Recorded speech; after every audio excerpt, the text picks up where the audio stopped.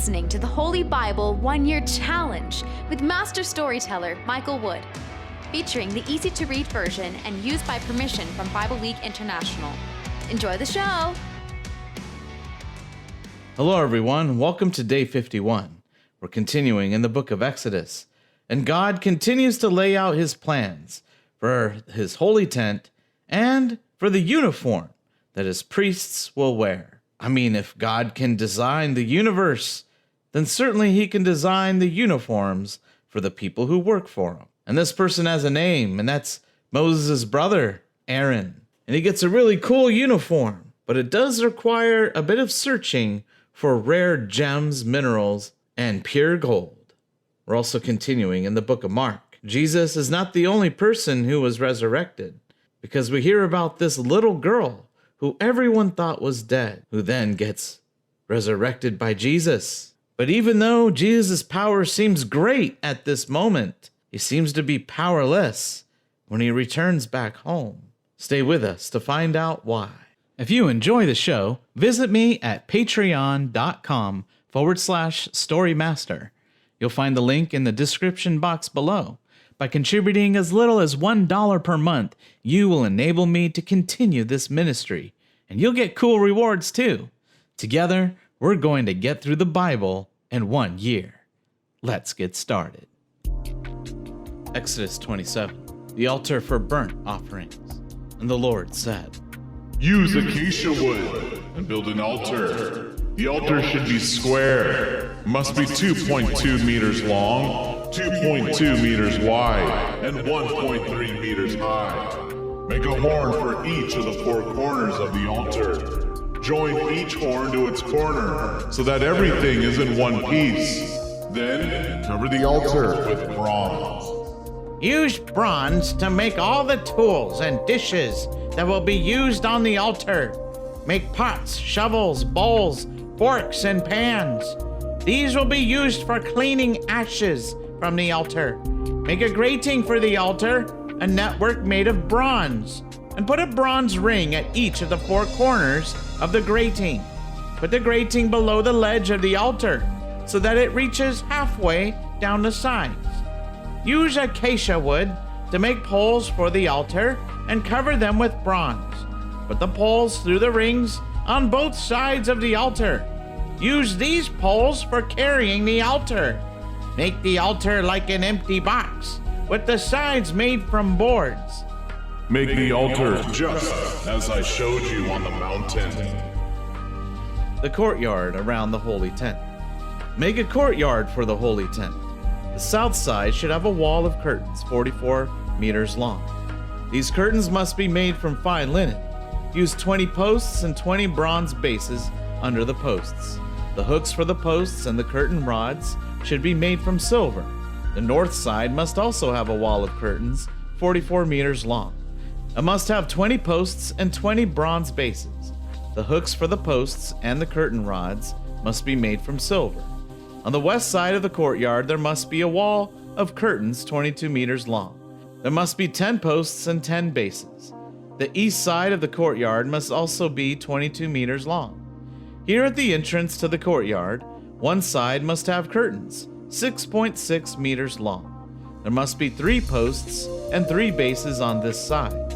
The other side of the entrance must also have curtains 6.6 meters long.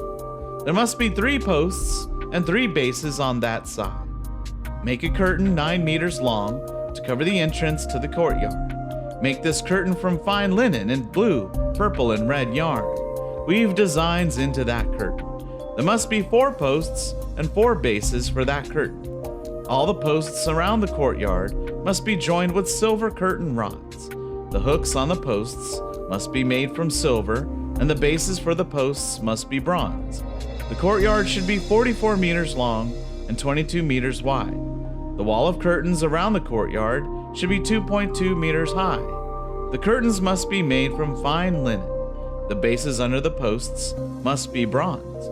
All the tools, tent pegs, and other things used in the holy tent must be made from bronze.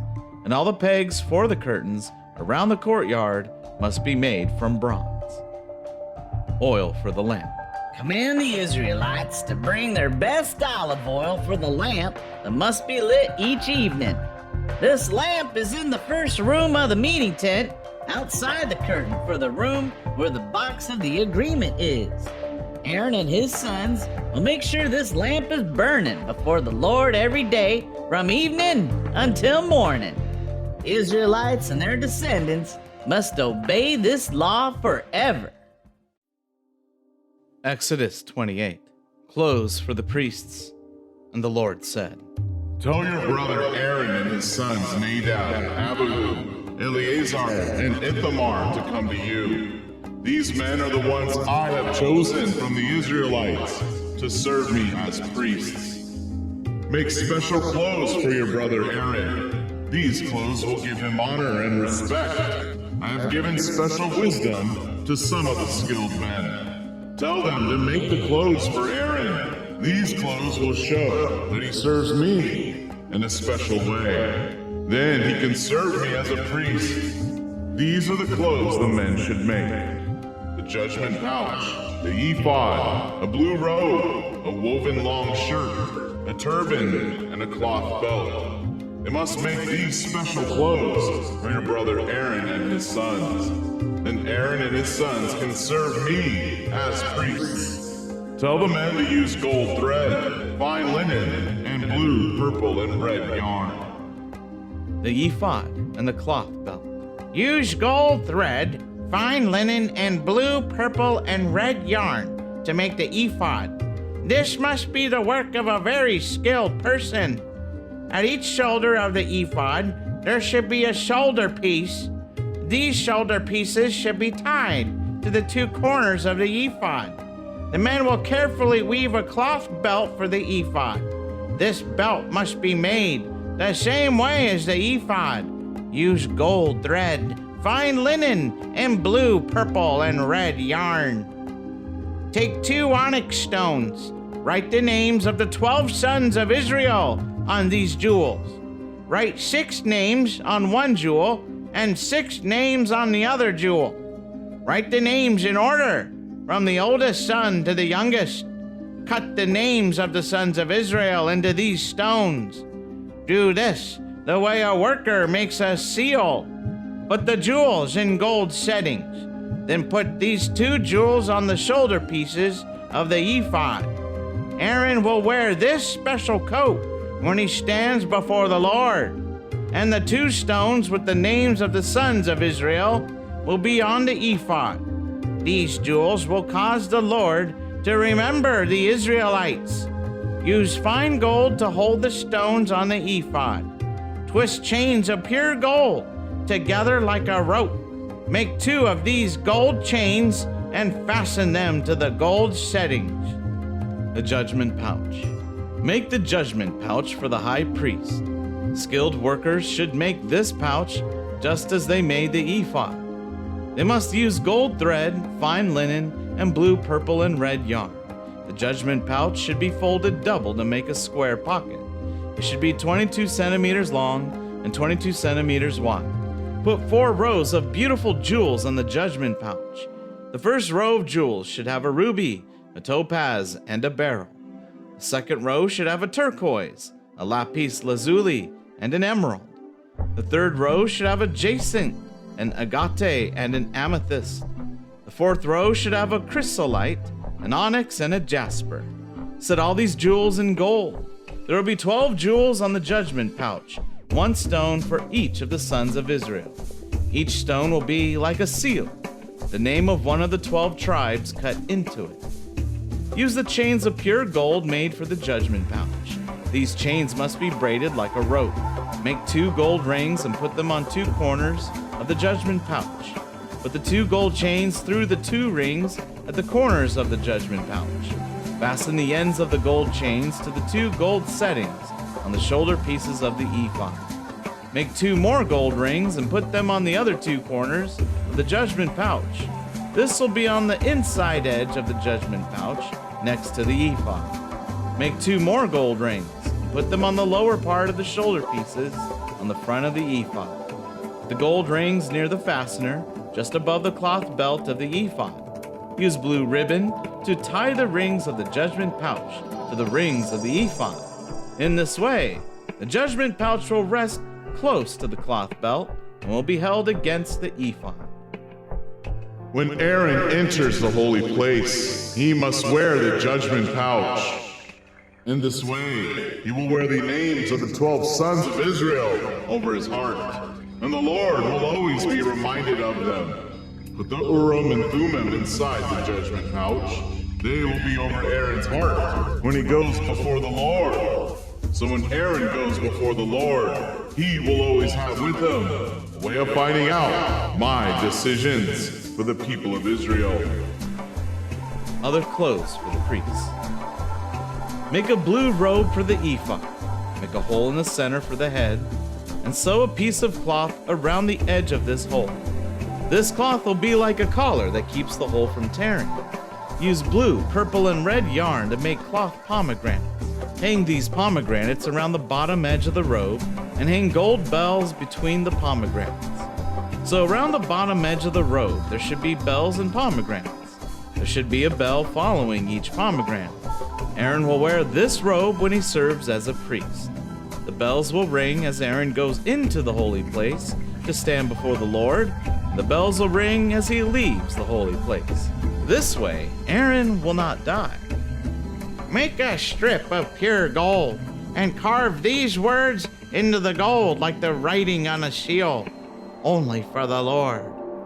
Fashion the gold strip to a blue ribbon. Tie the blue ribbon around the turban. The gold strip should be on the front of the turban. Aaron will wear this on his head. In this way, he will take on himself the guilt if anything is wrong with the gifts that the Israelites give to God. Aaron will always wear this on his head so that the Lord will accept the gifts of the people. Use fine linen to weave the long shirt and the turban. The cloth belt should have designs sewn into it. Also make long shirts, belts, and special caps for Aaron's sons. This will give them honor and respect. Put the clothes on your brother Aaron and his sons, then pour the special oil on them to make them priests. This will make them holy, and they will serve me as priests. Use linen to make underclothes for the priests. These underclothes will cover them from the waist to the thighs. Aaron and his sons must wear these clothes whenever they enter the meeting tent. They must wear these clothes when they come near to the altar to serve as priests in the holy place. If they don't wear these clothes, they will be guilty of wrong and will have to die. All this should be a law that continues forever for Aaron and all his family after him. Mark chapter 5, verses 21 to 43. Jesus went back to the other side of the lake in the boat. There, a large crowd of people gathered around him on the shore. A leader of the synagogue came. His name was Jairus. When he saw Jesus, he fell down at his feet. He begged Jesus again and again, saying, My little daughter is dying. Please come and lay your hands on her. Then she will be healed and will live. So Jesus went with Jairus. A big crowd followed Jesus, pressing him on every side. There among the people was a woman who had been bleeding for the past 12 years. She had suffered very much. Many doctors had tried to help her, and all the money she had was spent, but she was not improving. In fact, her sickness was getting worse. The woman heard about Jesus, so she followed him with the other people and touched his coat. She thought, If I can just touch his clothes, that will be enough to heal me. As soon as she touched his coat, her bleeding stopped. She felt that her body was healed from all the suffering. Jesus immediately felt power go out from him, so he stopped and turned around.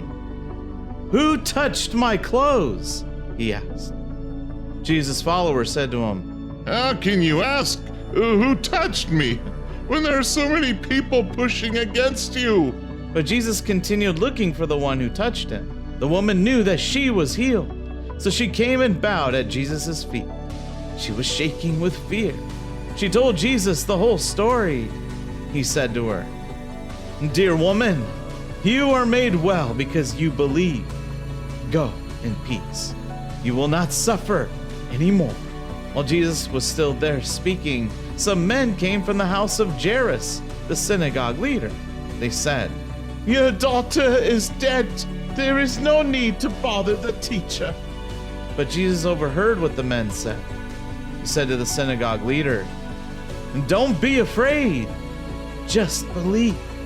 Jesus let only Peter, James, and John, the brother of James, go with him. They went to the synagogue leader's house, where Jesus saw many people crying loudly. There was a lot of confusion. He entered the house and said, "Why are you people crying and making so much noise? This child is not dead. She is only sleeping." But everyone laughed at him. Jesus told the people to leave the house, and he went into the room where the child was. He brought the child's father and mother and his 3 followers into the room with him. Then Jesus held the girl's hand and said to her, "Talitha koum." This means, "Little girl, I tell you to stand up." The girl immediately stood up and began walking. She was 12 years old. The father and mother and the followers were completely amazed. Jesus gave the father and mother very strict orders not to tell people about this. Then he told them to give the girl some food to eat. Mark chapter 6, verses 1 through 6. Jesus left and went back to his hometown. His followers went with him. On the Sabbath day, Jesus taught in the synagogue, and many of the people who heard him were amazed. They said, Who is this? Where did he learn all these things? How did he get such wisdom? Who gave it to him? And where did he get the power to do miracles? Isn't this the carpenter we know? Mary's son, the brother of James, Joseph, Judas, and Simon? And don't his sisters still live here in town? So they had a problem accepting him. Then Jesus said to them, "The only place people don't honor a prophet is in his own hometown, with his own relatives and family." Jesus was not able to do any miracles there, except the healing of some sick people by laying his hands on them. He was surprised that the people there had no faith. Psalm chapter 24. A psalm of David. The earth and everything on it belong to the Lord. The world and all its people belong to him. He built the earth on the seas. He built it over the rivers. Who can go up on the Lord's mountain? Who can stand in his holy temple? Only those who have not done evil and want to do what is right. Those who do not use my name to hide their lives, and those who do not make false promises. Such good people will receive a blessing from the Lord. God will save them and reward them. That's what the people are like who try to follow God, who go to the God of Jacob for help. Selah. Gates, proudly lift your heads. Open ancient doors, and the glorious King will come in. Who is this glorious King? He is the Lord, strong and powerful. The Lord, the mighty warrior. Gates, proudly lift your heads. Open ancient doors, and the glorious King will come in. Who is this glorious King? The Lord all-powerful is the glorious King. Selah.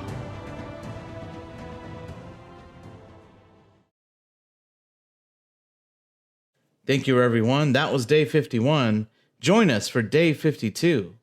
We'll hear about the detailed ceremony for appointing the priests, and hear about some other odds and ends like the altar for burning incense and how to collect the temple tax. And in the book of Mark, Jesus sends out his apostles on a very important mission. Then we hear some more details on the death of John the Baptist. We hope you enjoyed today's verses. Be sure to leave us a positive review and to share this podcast with your friends and family. Please join us for the next episode as we experience the Bible in 1 year.